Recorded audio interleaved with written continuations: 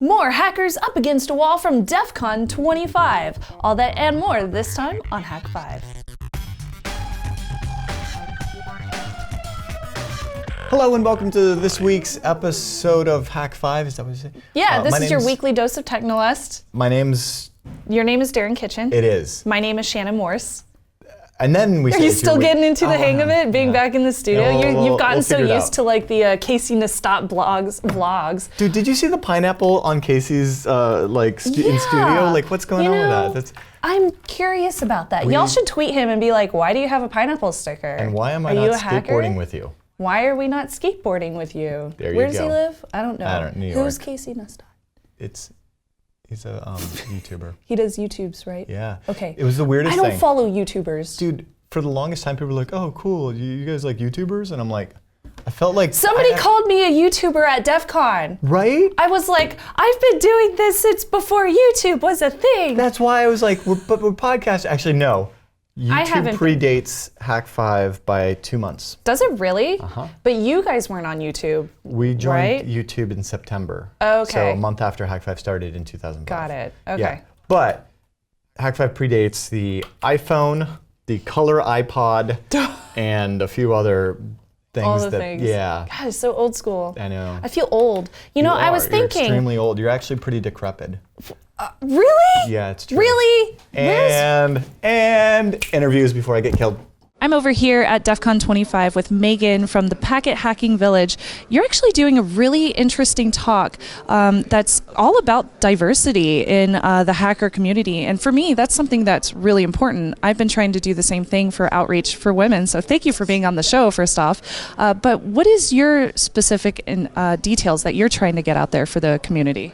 So I'm specifically focusing on neurodiversity and getting people with high functioning autism, anxiety, depression, or any sorts of disorders into the field of cybersecurity and IT in general, because I feel that they're a good diverse group of people and have a special set of skills that other individuals may not have. So they're a valuable resource for the cybersecurity industry.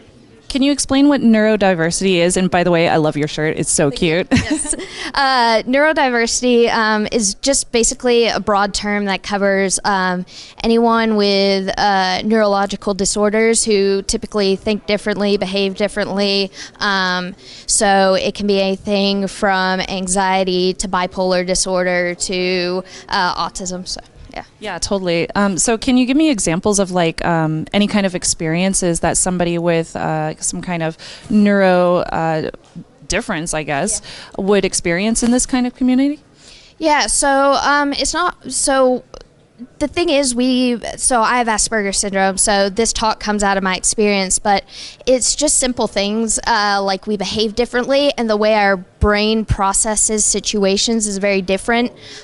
So sometimes we need neurotypical people without neuro disorders to interact with us slightly differently and be a bit more clear with statements. So. Oh, okay. So not like broad, vague stuff, but actually being like very detailed about like times, locations. Yes. Okay. I think I make those kind of mistakes all the time. And I think some of it comes from my own ignorance. Yeah. Like I didn't know that was an issue, but could you give me like a good example of how I could do better with that? Yeah.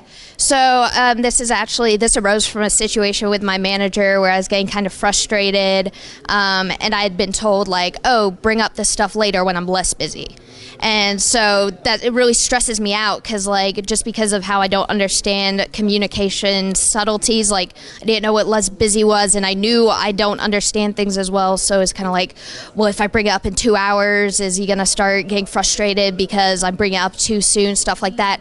So we discussed it. We said, okay, let's be more specific. Say, can you bring this up in 2 hours? Can you bring this up in a month? Because I don't really care about waiting for things, but I show a frustration. So then he thinks sometimes people will think like, oh, I'm impatient and I need to talk to him right now. But really it's just I don't understand when that time should be. So. Yeah, totally. And it's your job. So of course you want to do a good job. You don't want to give yourself anxiety. You don't want to tick off your manager. So I'm sure that's going to cause issues for yourself.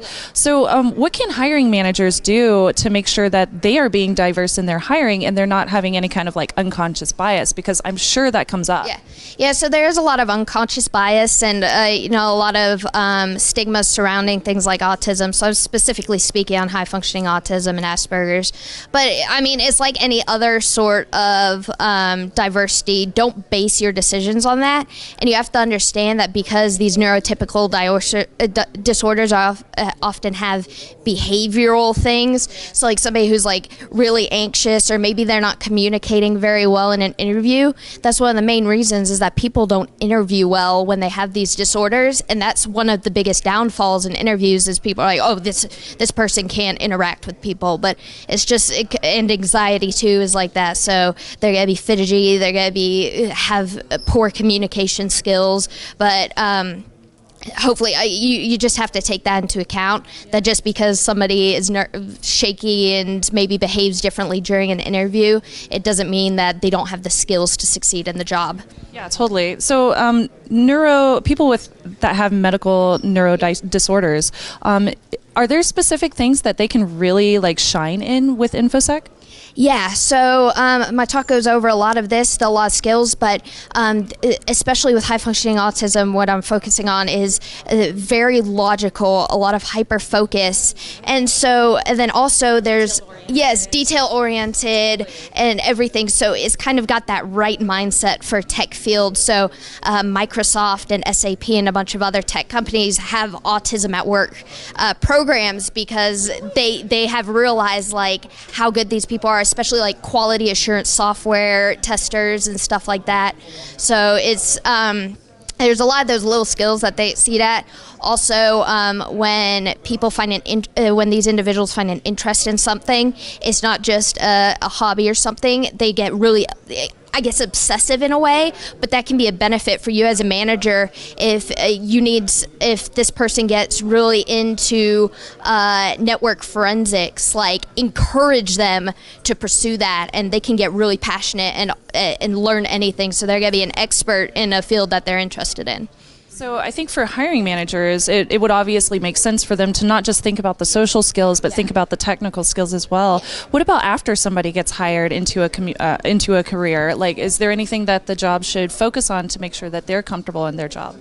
I mean, at the start, it's a lot of patience and understanding. So I just kind of jumped into cybersecurity a year ago, no experience and whatever, and it was my first full-time job. So especially if it's an individual's first-time job, it's not just a learning experience for the manager working this individual, it's a very large learning experience for the individual because they don't know how to work in a full-time environment.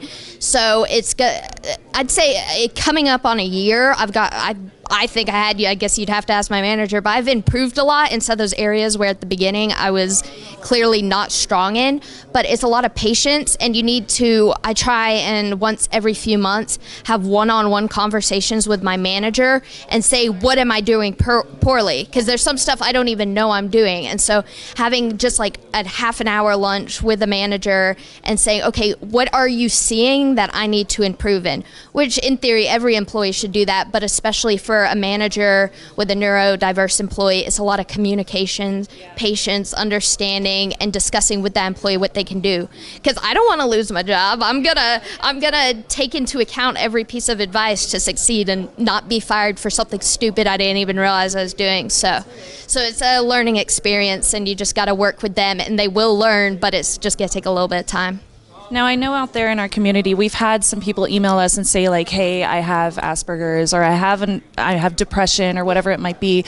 Can you give them any kind of resources or any kind of ideas on how they can really grow in their own careers and things that they might be able to help with? So a lot of times I think that among the community is kind of like when you're going for these jobs or more after you're hired, you kind of try to not tell people, and maybe that's good for some individuals, but what I've found is every time a new employee comes in, I kind of ping them privately and say like, hey, just FYI, I do have this condition and I sometimes behave differently, so if I ever do anything that offends you or annoys you, you gotta let me know. But kind of like having that that awareness and working with others to make sure that everyone knows the situation. Because if I hadn't told anyone, I kind of feel like they would think I was annoying or rude or something over time. But now they can just be like, hey, by the way, you're doing this, you probably shouldn't do that. So, yeah. I understand where you're coming from. I've kind of experienced the same thing, like women in technology. The more you speak out about it, the more we make society aware of those issues, and the more diverse we can become. And that definitely helps communities and careers grow, especially companies too, because it allows them to focus on much more than just the majority, because they could profit, focus on the minorities as well. Is there anything that we didn't cover that you would like to mention? No, I think we're all good. Where can people go if they want to learn more about you or about your talk? So you can check out, well, I guess the talk will be over, but it's being recorded. And so if you look at the Wall of Sheep website, eventually it'll be posted there. Then also you can feel free to direct message me on Twitter at Megan Roddy, and hit me up, find out what you want to know. So. Thank you so much, Megan. It was such a pleasure to talk to you. Yep.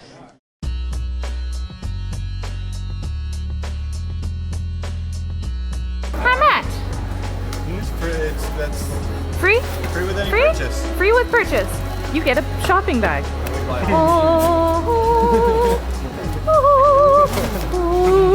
Hack 5 did what?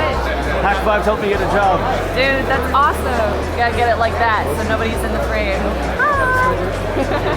What's your name? Mike. What do you do, Mike? I'm a network analyst. Network analyst. Nice. Say hello. Hello. Hello from DEF CON. Hello from DEF CON. Vegas sucks, but DEF CON's awesome.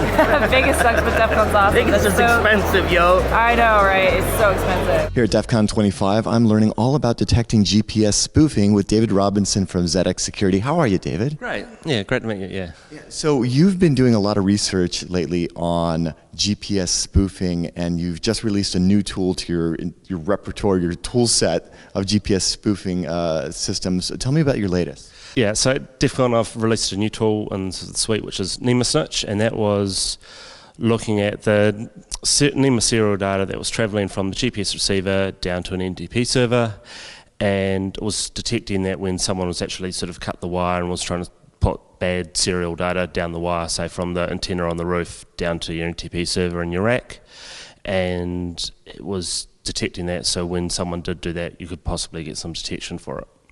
Cool. Okay, so let's break that down so we make sure that we understand this. GPS, you're not talking about GPS signals here, you're actually talking about the NEMA protocol, which is coming from the receiver?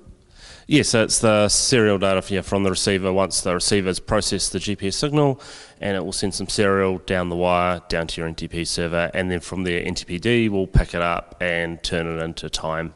So why would a data center use GPS to feed in time to their NPT, their network time protocol daemon, as opposed to just getting it from the web? Well, there's sort of two cases. There's the air-gap networks where you try and sever all the links to the internet, so you can't get time from the internet in that case. And in other cases, in the serial data, there's also a pulse per second signal, and that has a very accurate indicator of when a second starts, and that's much more accurate than what you'd ever get from the net. So that's pulse per second, it goes high, it's a little signal wire that goes high at the start of the second, and low after 0.1 of a second, stays low for the rest of the second. It's very high, and that can give you sort of micro or nanosecond accuracy, while the NEMA or the NTPs most probably only get you into the millisecond accuracy. So when you are in sort of the high performance things like finance and telecommunications and energy, where you want a very accurate start of a second, the pulse per second from the NEMA and the GPS receiver was actually very beneficial in that case. Oh, okay. And so, what would in those cases be the the threat if the time is off? And is it about it being off by microseconds, or what are some of the other risks associated with it being off much more? One thing I looked at when they're actually moving time backwards was you got time-based one-time passwords like Google Auth. Every 30 seconds you get a new code. Hey, time moves forward, you shouldn't be able to reuse the code because time's moved on. In an earlier talk, I managed to move time backwards using Tarjips, which was when I was spoofing the GPS signal, and I could move time backwards slowly in steps, because if you moved it back in one big jump, NTPD would crash. But if you moved it back as little 5-minute increments, you could actually move time backwards, and in that case I could reuse a time-based one-time password. And that basically was because either they had bad defaults, that they didn't have the don't reuse flag enabled, or they had when you're setting it up, they didn't actually have a default, but it gave you a not particularly good description about what the setting actually was. So in that case, I was using the libpam for SSH logons, and I could move time backwards. I could reuse it because the prompt for the user when they're setting it up didn't actually have a default and wasn't particularly clear. There are some of the other add-ons, yes, do default correctly. I looked at some of the libraries. Some of them actually have the function that says don't reuse. Some other libraries for other languages don't actually have the verify function, but they don't have the verify with and don't reuse function at all. So those libraries can't actually detect this, and they always just assume time's only ever going to move forward and not backwards. So I can imagine that as a developer, you can pretty much assume that the system is going to know what time it is, and that's not your responsibility. So I'm really surprised to hear that you were able to, convince NTP that it was a previous time. Well, what kind of response have you seen from the industry since you released that information? Not much. Just because it's quite a corner case. GPS spoofing, change time. I haven't actually heard or actually seen any real cases of it happening. There is we do look at the GPS spoofing when we had the drone which Iran crashed back in 2011, and then I think it was 2012 or 2013 when some researchers steered a ship off course. But from that we haven't actually seen much public GPS spoofing actual instances. So rather than fix it on the software side where the system knows what time it is, you're focusing on telling whether or not the signals coming in are legit and seeing if they're spoofed. Yeah, that's sort of the GPS snitch tool which I developed. It would look at initially if you had an external time source, it could actually correspond and go, hey, time's moved out too much. Something's most probably wrong with the GPS, I should alert. And it's also looking at the signal strengths, that when a satellite's overhead it's going to be much stronger, when it's down at the horizon it's going to be a lot less strong. And when you are using a software-defined radio to actually do the GPS spoofing broadcast, it's going to be, the strength isn't going to have that so much range, and it's going to most probably be much stronger. So that's one way to detect it. One way I thought of looking, but I haven't actually looked yet, is set up some directional antennas and actually trying to see whether, hey, the signal's only coming from one direction. And I think there are some professional, sort of really expensive enterprise type things, and they're looking at some of that, but I haven't sort of seen anything down in sort of the space that people can actually implement it or work on it. Yeah. That's really fascinating. So, from a hacker's standpoint, being able to use the GPS snitch tools to tell if a signal is legit or not, just by using what I'm assuming an off-the-shelf receiver, not some extravagant software-defined radio with an array of antennas and such. Yeah. So on that GPS snitch, I could run on a Raspberry Pi with GPS receiver from Adafruit and an antenna, and that was sending me the serial data over USB or serial, and I could get the data I needed from that. It provided all the satellite strength data and the time and all the data needed for GPS snitch that it could actually detect when I was spoofing versus when I just had it out the window. So, but using that, you lower the expense a lot, it sounds like, but you're also relying on the signals that you're receiving from the GPS receiver and having to make your decisions on the accuracy of the signals that you're receiving from essentially a black box.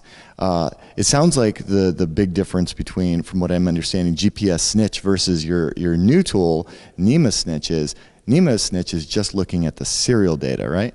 Yeah. NEMA snitch is just looking at the serial data. So you wouldn't even need any hardware whatsoever to actually tell if it's being spoofed. Correct, yeah, but that's most probably more focusing if someone's tapped into the actual serial wires, because if it's GPS spoofing, the actual GPS receiver will be sending the sentences down at about the same rate as before. So and Nima Snitch is working on sort of the rates of the different types of Nima sentences coming through, opposed to actually looking at the data per se. But I could most probably extend that to look at the GPS data coming through that. This is all so fascinating. I'm sure people at home are like really keen on getting their hands on this stuff and playing with it for themselves. Is it open source? Can they find the code or the documentation? Yeah, so all the 4 tools, I've run it all on GitHub. I'm sure there'll be a link somewhere down below. And the tool I was using for the GPS spoofing is also on GitHub, which someone else developed, yeah. Awesome. Well, thanks so much, David. Really appreciate it. Yeah. Cool stuff. All right, for more from DEF CON 25, stay tuned to Hack 5. Got a great idea? Bring it to the web the way we do and head over to domain.com. They've got a slick domain discovery system and an easy checkout process so your site will be online in no time. And the domain.com guys have been supporting Hack 5 for years and they want to celebrate with a massive promo code. Use HAK Jumbo for 35% off new domain registrations now through November 30th. It's a limited time offer, so when you think domain names, think domain.com. Well, that just about wraps up this week's episode of Hack 5, but before we get going, we want you to know that we totally appreciate everybody's support and everybody that came up to us at DEF CON and shook our hands and got selfies and said, Yes. hey, you guys are the reason we're in InfoSec. It's just such a huge honor being there and a part of this Especially community. to all the women that decided to say hello to me. It was amazing to meet all of you because you keep me motivated doing this show because I know it's important to you and I want to make sure that we're getting our voices heard, especially since we're kind of a minority in InfoSec. So it was really cool meeting so many women at the convention. I feel like this year, especially at DEF CON, I'm like messing around I with this did stuff notice anymore. that. There were a lot of ladies. So it was really cool to meet so many of you and thanks so much because you really, really do keep me motivated. Totally. I feel like we're like at the precipice of a sea change in InfoSec, and we'll see where it goes. Hey, listen, we have some really awesome stuff in the Hack Shop, so you should go and check out all the new goodies, hakshop.com. It's all of the cool merchy stuff that we've debuted at DEF CON. Sweet. So check that out. Also, if you're not already subscribed to our newsletter, you should definitely do that. You can sign up over at either hakshop.com or hack5.org. We're going to be announcing a bunch of cool stuff, including some meetups here in the San Francisco Bay Area. So be Yay. sure to get in on that, as well as just following us on social media. That's where you'll find out first. So I'm at Hack5Darren. Guess what? I was nominated for Women in Cyberjutsu Award. I don't know which one. By the time this posts, I'll know if I won it or not, but just being nominated is so cool. So thanks to Cyberjutsu. Really awesome to be nominated for that. Can you show me some Cyberjutsu? That's crazy. Dude, I know Kung Fu. Wow. Okay. With that, until next week, I'm Darren Kitchen. I'm Shannon Snubs Ninja Morse. Actually, am I more Ken or Ryu? Oh, ow. I'm too old for this.